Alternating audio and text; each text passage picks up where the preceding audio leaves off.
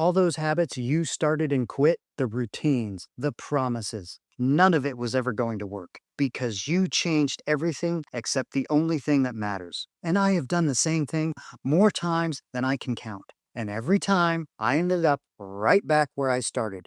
But it is not because you were weak or lazy. It is because most people try to change their life without trying to change who they are. And the old identity always wins. So in this video, I'm going to show you the way to change that becomes permanent. It is called identity reframing. You become the person first, and everything else will follow. And I promise, once you see this work, you will understand why nothing you have ever done actually stuck. This is week 5 of 12 weeks where I show you how to heal your nervous system so your body feels safe and you can attract the life that you want. And I have some bonuses at the end of the video, but they are hard truths that most people are not ready to hear, so you've been warned. But first, we have to get to the root of the problem. The brain keeps a picture of who you are that is your baseline identity. And the brain works 24/7 to keep your life matching that picture. And here's what most people never do. They never change the picture itself. No one changes their baseline identity, but it is the most life-changing thing you can do. They change the diet, the routine, the schedule, and underneath it all, the baseline identity stays the same because to the brain, familiar means safe. It does not matter that the new life you're trying to build is better. The brain does not care about better. The brain cares about familiar. So the moment you start living differently, the brain treats the new life like a threat. And it starts pulling you back to the life that it knows. You do not have a lack of discipline. It's just that the brain is protecting you. So the answer is not to try harder. The answer is to change who the brain thinks you are. And there are 3 steps. The first one is to look at the life that you want and ask one question. What kind of person has that life? Not what do they have, but what are they like? How do they handle stress? What do they say no to? How do they speak to themselves? Then make a mental list or use your notes app and write down all of these traits.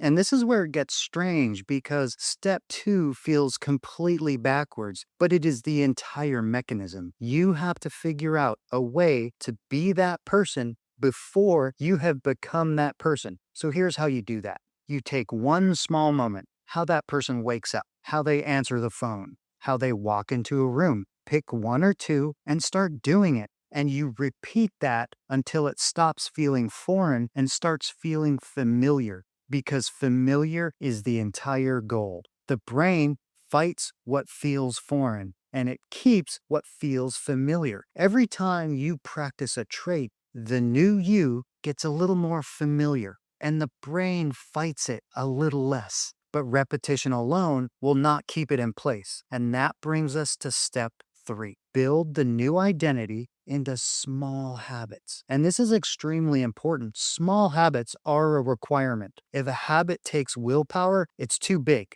You have to shrink it until you can do it on your worst day, because your worst day is exactly why you are doing this. Here's what most people get wrong about stress. Under stress, you automatically default to the habits you already have. You default to your baseline identity. So these habits have to be built before life comes crashing down on you. And I know what you're thinking. How can habits this small change anything? Because the habits are a reps game. It is the only thing that will change your life. Every time you do 1 rep, the brain sees the new you being true in real life. 1 small proof at a time. And the brain believes what it sees over and over. So here's what you do today. Take 10 minutes and write the person down.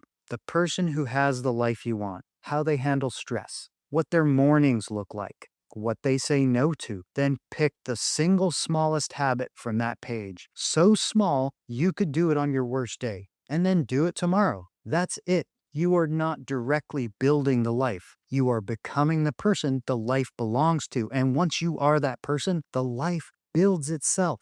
But before you go, I promised you the hard truths, so here they are. You have to take brutal responsibility for your life, all of it. the parts you caused and the parts you didn't. It might not be your fault, but it is your responsibility to deal with. And here's the catch: you have to be grateful and positive while you do it. Responsibility without gratitude turns into blame, and blaming yourself is just as useless as blaming everyone else. So every time you catch a negative, you flip it into a positive. You have to reframe everything. It isn't, I have to go to work today. It's, I get to go to work today. You don't complain about being exhausted. You say to yourself, nice one. I'm completely exhausted and I made it through that day, because the negative is what's keeping you stuck and you are choosing the negative. It is a choice you are making, but you can choose to turn everything into a positive, and then you have to take action. There is an intelligence moving through everything in this existence. Call it energy, call it the universe, call it whatever you want. But everything in this existence is in motion. And when you move, it moves with you. Nothing is happening